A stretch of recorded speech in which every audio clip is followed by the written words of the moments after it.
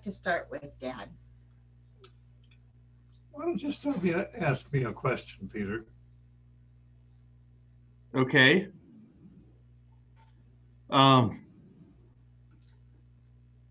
what's one of your favorite memories from growing up on the farm? Oh, I have many favorite memories. uh,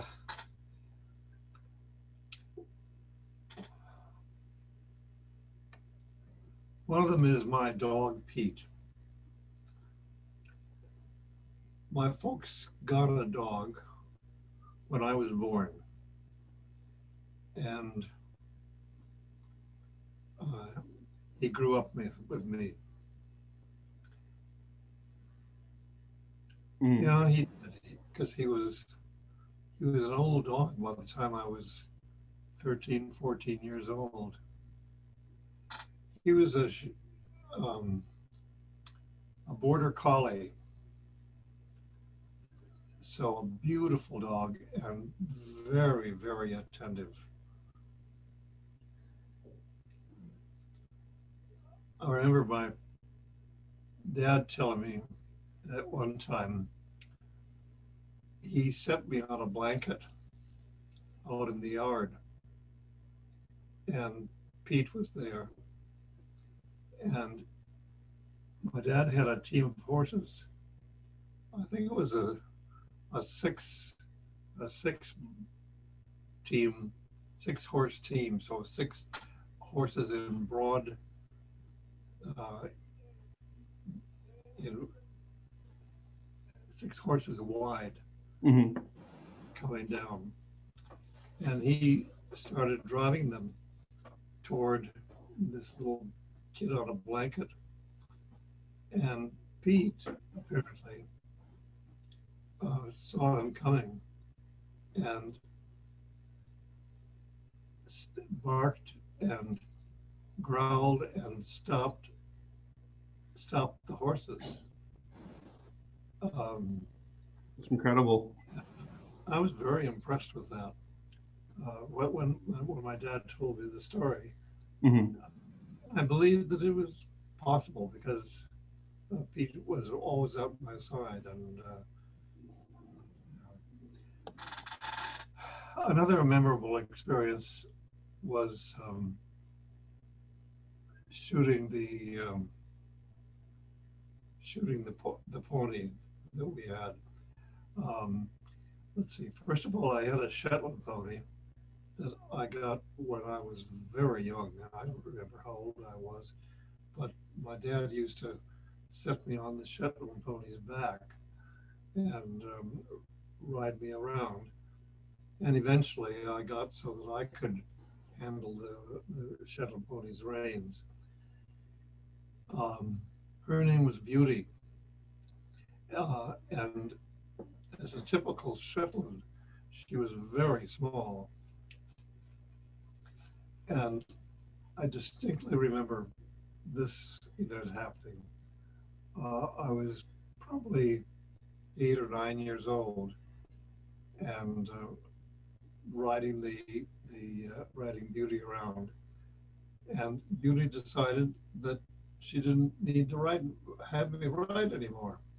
And so we rode toward a tree with a branch that went straight out laterally from the side of the tree, about the height of the Shetland pony. Mm-hmm. She drove right through it, left me up on the tree. And I fell down. I was enough of a little kid so that I didn't cry, but I did fall down. And Beauty got to the other side, and she turned around and looked at me with I can still see the story in her eyes. I gotcha. And of course, there was no way for me to get back on because I had to have a fence post or something to crawl up on to get back on her back. So I Mhm. had to lead her home. Um, yeah, she was something else again. Uh, there was one other story about Beauty and her colt that was interesting. We didn't we didn't intend to breed her, but she came in heat, and we had a painted stallion. Um, I guess his name was Paint. Anyway, he was a huge stallion, and he bred Beauty, and she became pregnant with a little colt. Well, the colt eventually was born, and it was about half size, um, halfway between a Shetland and a large horse. Um, and he was a nice horse to have around, but um, he was very tough to train, and so I can't see that. His name was Tony. What? It says his name was Tony. Yeah, Tony. What I call him? You didn't. Yeah, his name was Tony. Um, anyway, I recall my dad having to train him to ride, and he took him out onto a huge manure pile that we had out back of the yard, and it was in the spring of the year, and so the manure pile was soft, and Dad got on him, and Tony started to buck like fury, and he bucked and bucked and bucked, and Dad stayed on him because Tony would get onto this manure pile, and he'd buck and sink down into the pile, and then he'd lose his footing. That sort of thing. He couldn't operate as he couldn't move as he would like to. Anyway, Dad rode him for quite a little while, and Tony was bucking away. And eventually, Tony gave up, and Dad rode him out. And from then on, Tony was a riding horse. That's great. It was perfectly content. Um, anyway, eventually, uh, Tony came down with sleeping sickness. There was um, a scourge of it going around, uh, hitting horses mainly. And when it did, a horse either lived through it or died. And poor Tony was in the stall, and in order to keep him from getting sores and so forth, Dad um, put slings under his back and under his front legs. So he has a double sling, and he put him in the stall with this sling holding him up, Mhm. so that he couldn't fall down. But one morning, my dad told me that Tony would never make it. So he was going to have to get rid of him. He was going to have to shoot him. And I went off to school tearfully, and finally came home, and Tony was standing up. He gained his composure. He was standing in the stall by himself, and I hugged him and so forth. And then I went and found Dad, And Dad said, I couldn't find the shells.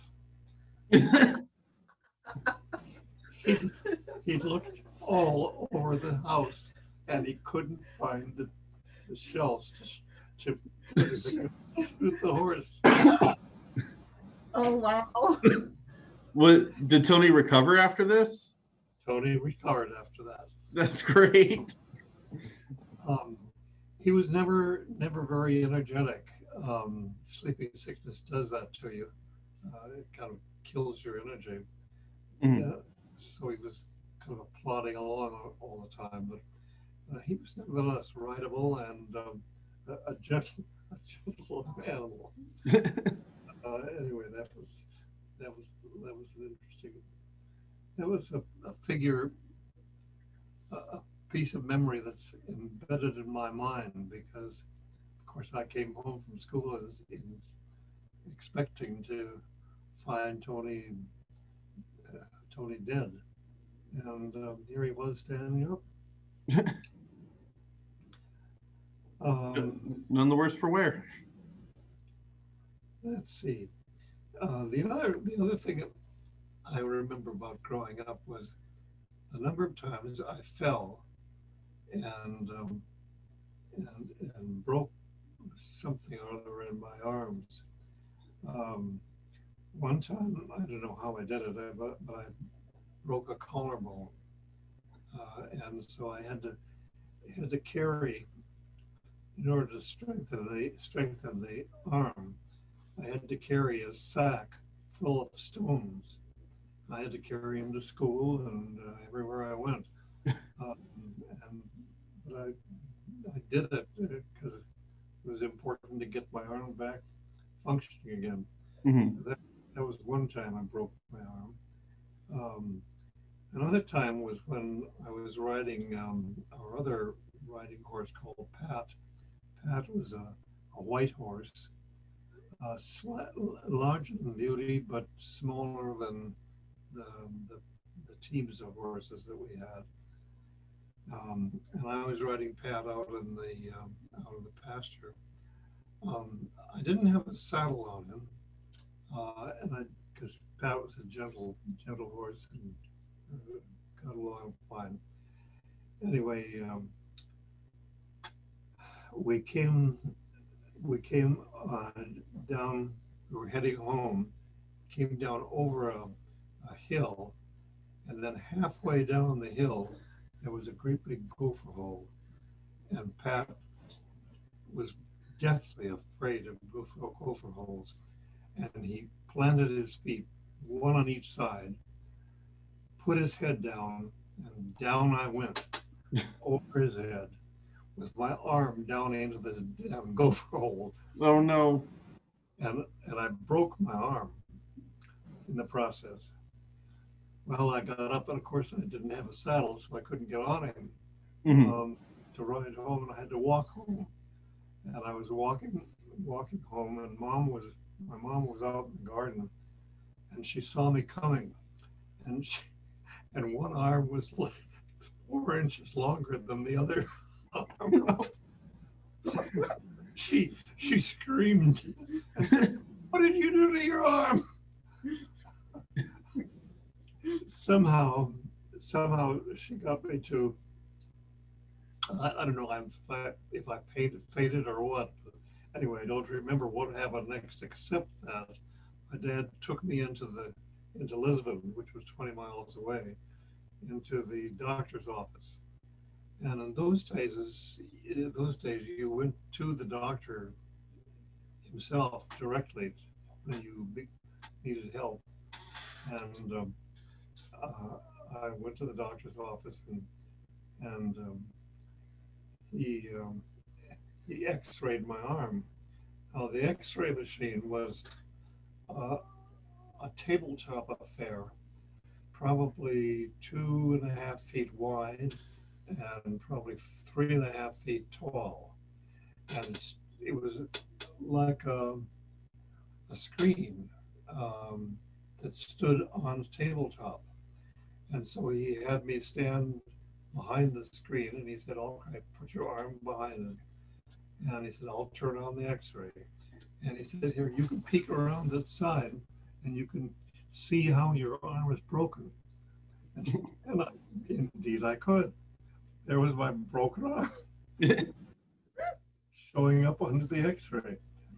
Now imagine that was in the early days of x-rays. This was, I think, the first x-ray the machine that this doctor had ever had.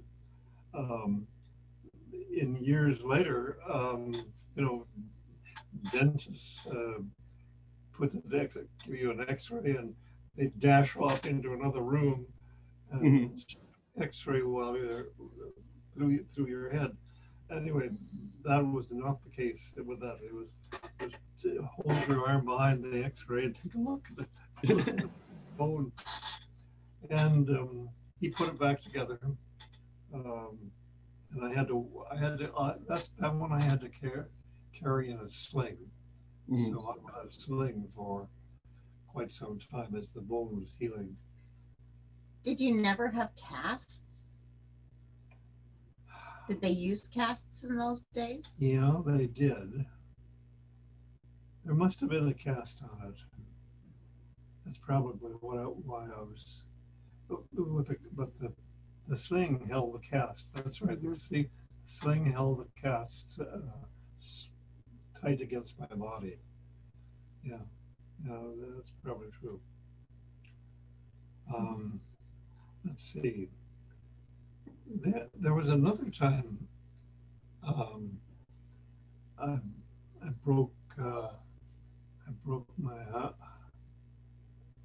shoulder. I think it was the other shoulder bone that I broke. Broken both, and had to carry rocks in that arm too. It was something else again. You seem to have broken a lot of yourself growing up. Yeah, I did. I at least I broke 3 bones there that I remember. So I was a little kid, and then I broke one when I was in college too. I was a freshman at NDSU, and I was walking down some slippery steps, and I slipped down, and my hand, what was it? I think it was my right arm, hit the step and down, and I there are 10 little carnal bones right here in the wrist area. One of them sliced right in half. Oh my gosh. Like a small marble that broke right in half. And so I was incapacitated, had a sling on that hand, a cast on that hand for, oh gosh, at least 6 weeks. And all that time I couldn't write. I was right-handed. I couldn't write it. Did you try writing with your other hand? Oh yeah, I tried writing left-handed, but I couldn't read it very well. Anyway, and we complain about not reading your right hand writing. That was a tough one. But anyway, that was when I was a freshman in college. So I've had at least 4 broken sessions over the years. What about your chemistry accident? Oh God. Yes, I was in chemistry class, and he had us doing some experiment, and I did it. Was this chemistry in college? Yes, this is in college. And after I finished the experiment, I had to throw the it was sulfuric acid, I remember, was the culprit of it. We were doing something with it, and I mistakenly dumped the sulfuric acid into another container that literally exploded. Oh no. And I had I had sulfuric acid and stuff all over my chest, my face, um, down my leg. It ruined a pair of nunbush. I remember there were nunbush shoes. I had very nice shoes, and the acid went down and ate through them, right through the leather. Anyway, that was not a happy. That was not a happy time either. But well, they sent me off to the infirmary, and I didn't go to the hospital, but treated at the infirmary and told to be careful next time. Oh dear. Uh, I just sent Peter a picture. Me with the arm. The chemistry with the face all bandaged and Oh God. Oh my. it's bad, isn't it? Yeah. Yeah, that was something else. Something else again. Mm-hmm. Tell us about 4-H Sally. Yeah, I joined 4-H when I was 9 years old. At least I think I was 9. Supposedly you couldn't join until you were 10, but I think they fudged and let me in because I was just about to turn 10. That was in 1940. Yeah, it was 1940. I was turning 10 that fall, and my dad was the 4-H club leader, and so we had to go to 4-H club camp for a week, and he had to go too. I was there also as a camper. Anyway, among the other things we did, we had square dancing, I recall, and I remember sitting there very, very proud because my dad was getting up and dancing with a square dance with the other kids that were around. He was a great guy.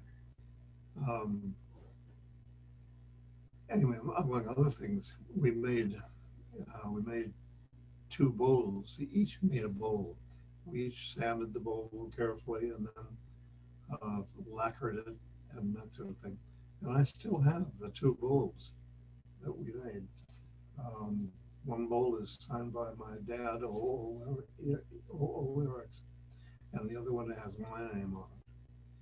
Mm-hmm. And that was neat. And I still use it. Can we see them? Sure. Go get them. Okay, where are they? And they're the top drawer. They're the wooden bowls. Oh, the 2 wooden bowls. The nice thing about doing this through Zoom is we get to see the things you're talking about if you're talking about it and have it. Yeah. I had I think 12 years. Maybe it was only 10 years.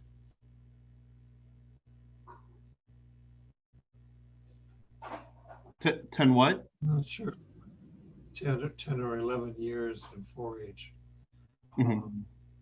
And I had a lot of projects. A dairy project where I kept records of the milk production of the cows, the cow that I had. One is yours and one is Grandpa's. Here are the 2 bowls. Can you see them? Yes. Nice. So you said you made them out of clay or wood? Wood. Wood. Wood. They're signed. See? I think you have to hold them up just a little bit.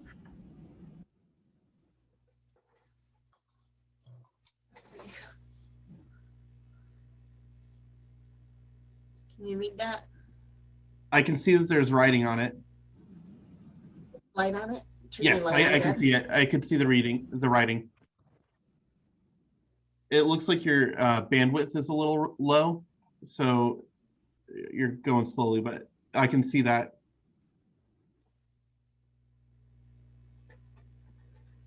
And you've got that one upside down, but we can see it.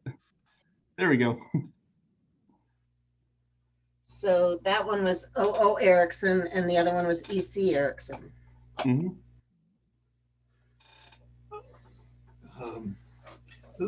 I had the 10 years in 4-H, and I had various roles in the club here, and I don't know what other topics we had. I was vice president for a year, and eventually I was the president of the club.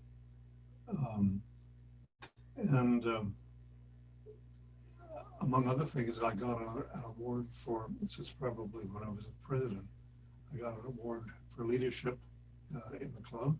Mm-hmm. And 1 year the club won the best 4-H club in the county award. So I still have that banner, and I've sent that banner actually to the McLeod Museum. Mm-hmm. And when you go there this summer, you'll be able to see the best club in Ransom County award that we got when I was president. I won a number of things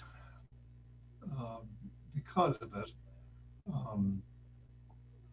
forgot the year, but it was probably 1947, 46 or 47. I went on a trip to to Chicago, Illinois, to the National 4-H Club Congress, where some 2,000 kids from all over the country come together and go through various programs and various events around Chicago. That was great fun.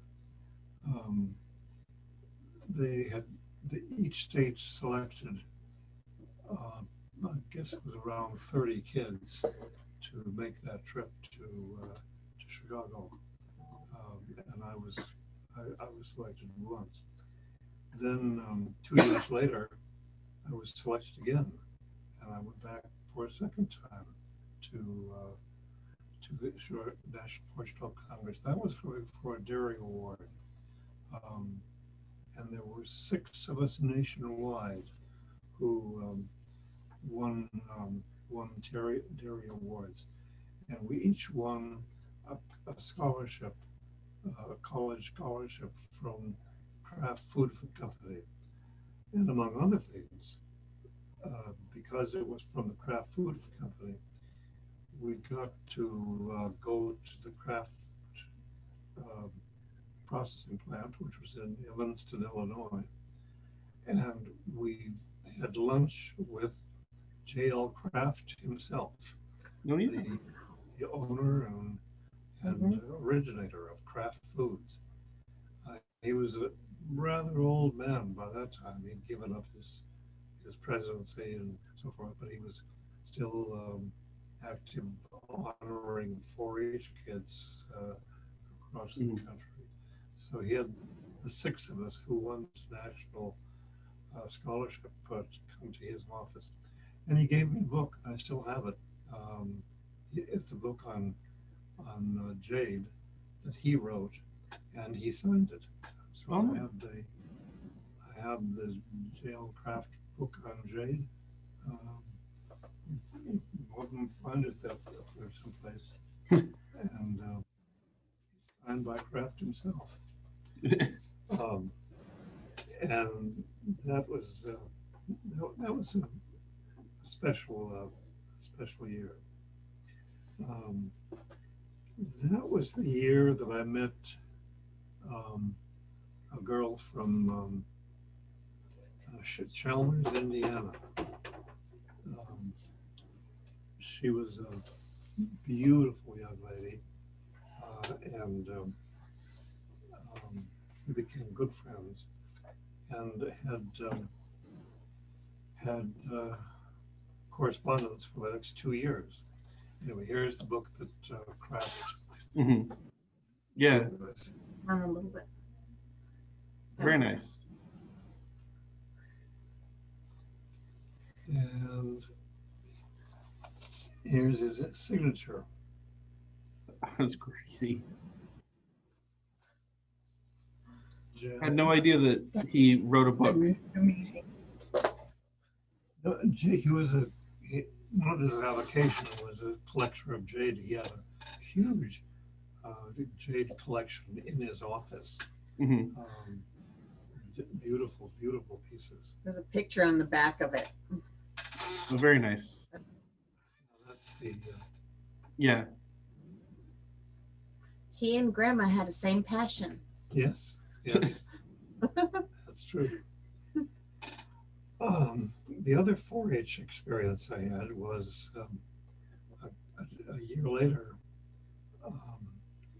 Every state selected 4 4-H members to go to National 4-H Club Camp in Washington, D.C. And there were 2 boys and 2 girls that won that award. And I went to Washington, D.C. and had a wonderful, wonderful time. I've written a detailed account of that experience, and it's called In the Garden. Mhm. And referring to the garden of the mall in Washington. Anyway, it's a story of that trip and what we did, and so that was a good memory also. Which president did you meet? Oh yes, we went that time. We went to visit President Truman, and I have a photograph of the 200 members of the 4-H Club Camp standing in the lawn in front of the White House, and there's President Truman and me standing right behind him. Nice. So that was fun. That was fun. Mm-hmm. There were other 4-H Club honors. Went down to on a trip to Minnesota to the National Grain something or other in Minnesota, in Minneapolis, and visited Pillsbury Mills, General Mills, Mhm. other famous flour manufacturers, and it was good too. I was a freshman by that time, a freshman in college.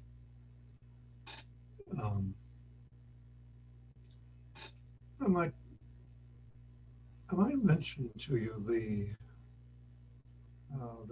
various decisions I had to make regarding a career. I don't I believe was so. active in 4-H, of course, and so I suppose the expectation was that I would become an active farmer and take over the farm and that sort of thing. But I saw fairly early on that farming was going to be a difficult adventure over the next few years because things were changing rapidly. Mechanization was beginning, and our farm was located on fairly sandy soils, and so it would be very difficult to make it into a active, certainly not a viable dairy farm. So when I went to high school, joined the band and learned to play a clarinet. Um, and for some reason, I guess I was pretty good at it because I became second clarinet. Um, the girl who was first clarinet was Joyce Anderson, and she was very good, and she'd been playing for 10 years before I came on the scene. So she was very good, and I was just a new player on the, apparently good enough so that the put me in his second chair. Anyway, I joined the band, and then I also joined the choir. And for one reason or another, I was selected to sing solos with the band, with the choir. I remember one of my favorites was Battle Hymn of the Republic, where, let's see, is it the third verse? How does it go? In the beauty of the lilies, Christ was born across the sea. Da-da-dum-dee-da, da-da-da, buried of you and me. Let us rise to make men holy. Let us rise to make men free. For God is marching on. Anyway, I the Battle of the Republic was fairly fast to it until it got to that verse, and then it was very, very slow. I have read the fiery gospel. Beauty of the lilies, Christ was born across the sea. Anyway, I had the solo in that. The choir was humming in the background. And that was a great experience. We performed that a number of different times. Anyway, because of that interest in music, I pretty much decided by the time I graduated from high school that I wasn't going to become a farmer, and instead I chose to go to Concordia College, which was famous for its music program, and I went to Concordia and I joined the band. My intent was to become a band director in high school and direct high school bands around the world, around the country. But it just took a year there, and I decided that no, that was not the future for me. I won a trip to Minneapolis to the grain elevator situation, and I decided to switch to NDSU and go to the college, agricultural college. I started out in dairy, thinking maybe I should go back to dairy again. I started out in dairy, but just one semester was enough to pull me away from that. So I switched to ag education, thinking I'd be a VOAG teacher, vocational agriculture teacher. And I was doing that for a while.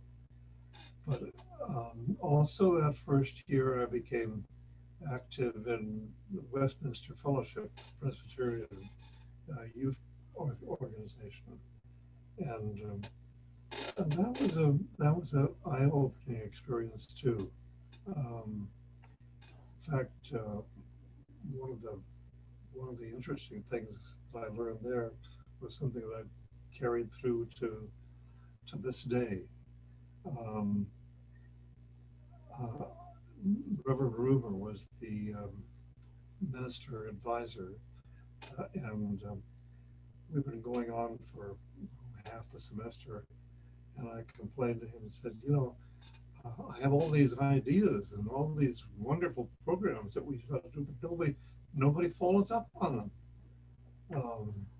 And he said, Gene, you know, one of the things you've got to learn is that you've got to bring people along. You can't just tell them what you're going to do. You have to bring people along. So I'd suggest you gently suggest a program, attribute it probably to somebody else, somebody else's idea, and then see what kind of reaction you get. Well, I tried that, and by God, it worked. By golly, it worked.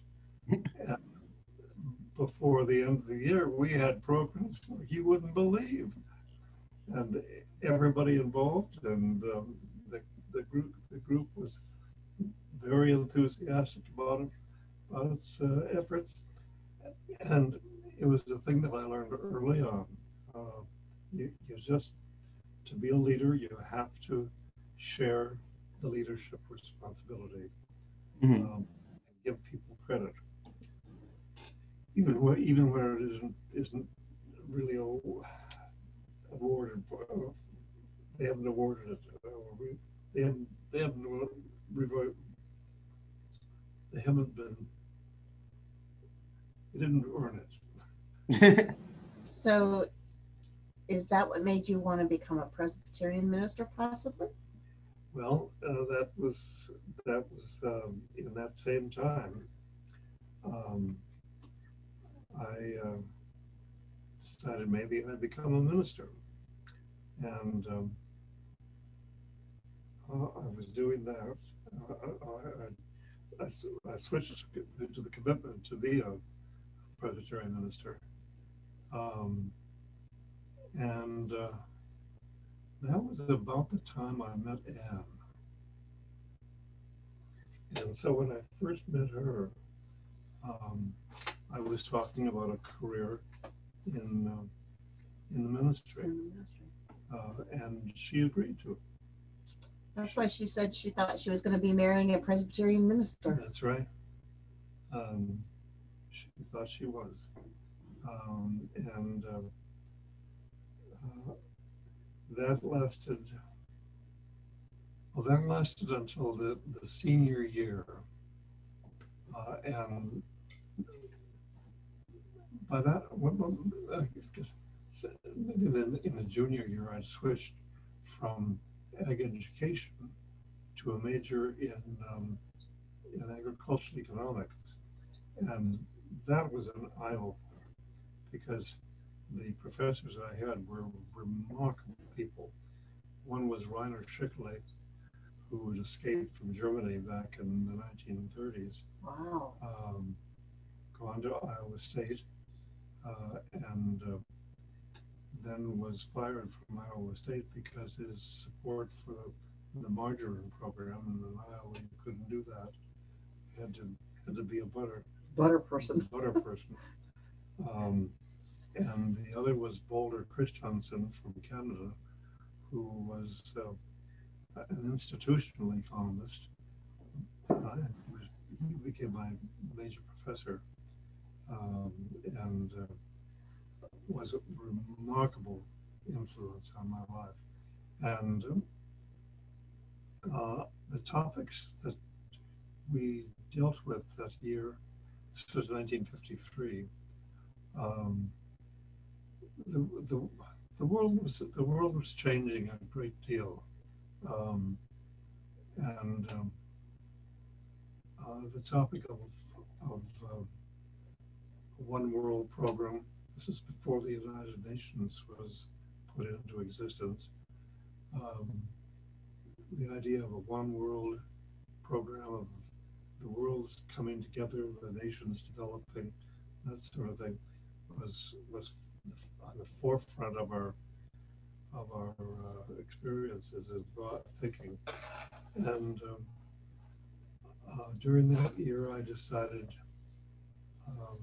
this is the year I graduated, that no, maybe the ministry isn't the thing for me. Maybe I should become an academic person.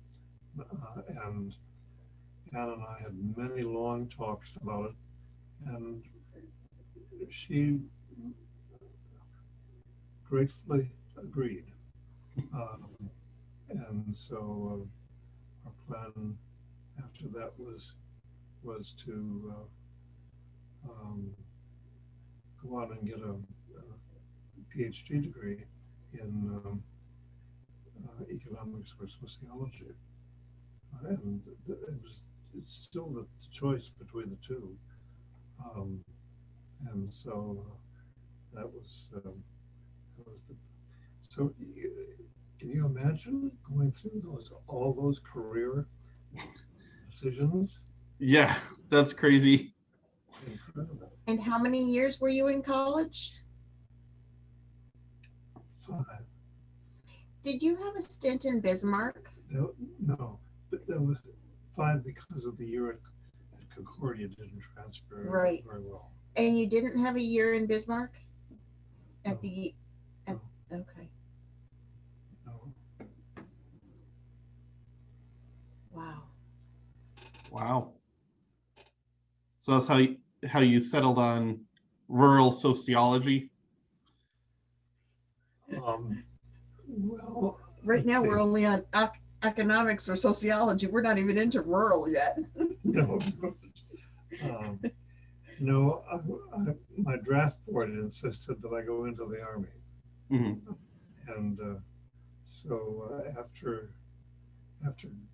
graduation, I'd been deferred to go to graduate school, and so I went for 2 years and got a master's degree. But at that point, the draft board said, "You've got to go into the Army," and so rather than let them tell me where to go, I enlisted and went into the Army. Anyway, I was assigned to Fort Rucker, Alabama, for basic training, and went there for first 6 weeks, and then another 6 weeks, or was it 8 weeks? I don't know, one of the two. And then finally went to Ozark, Alabama. And at that point, we were still looking forward to what we were going to do after the Army. And so I was applying to various places to school. I applied to Harvard, to Professor Black, that was famous for economics. Then I applied to University of Chicago, and I wanted to study with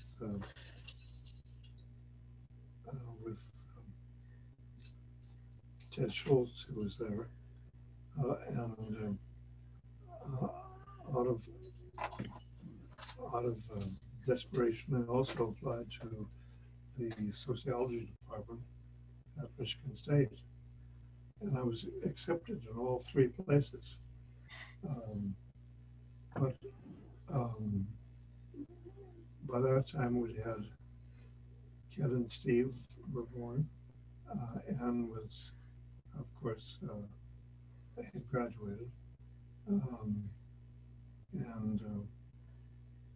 we looked it over and we thought we can't possibly make it on the scholarships that they're offering.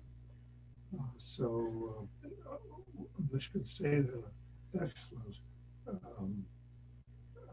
scholarship and assistantship available. So I took that, and that settled the decision regarding sociology. Rural sociology? I still have the choice. So you're still, It wasn't necessarily rural sociology. It was my major was sociology, social psychology, and anthropology. and so that's what you graduated with the degree in? Yeah. When did it become rural sociology? Well, my first job. My first job was in the Department of Rural Sociology in Washington State.